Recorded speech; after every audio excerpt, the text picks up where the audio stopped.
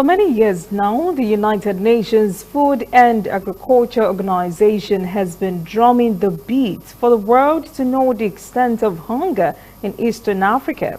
It has just renewed that alarm by once again announcing that the region is suffering extreme hunger caused by worsened drought, animal disease and conflict. Correspondent Koleta Wanjohi has that story.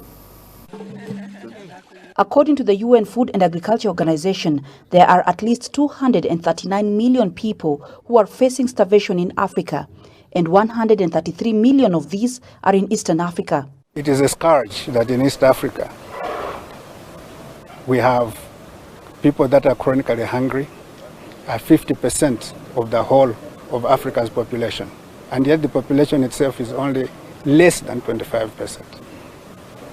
How can governments ever want to be comfortable with this situation? Nobody else is going to do it for them. They have to do it themselves.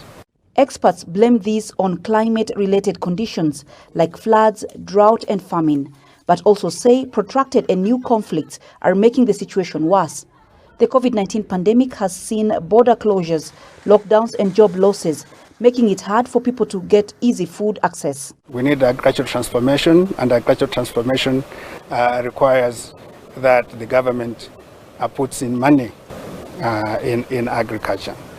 So the governments do make a lot of agreements that they sign, whether it's African Union or the UN or elsewhere, East African Community, IGAD, and so on.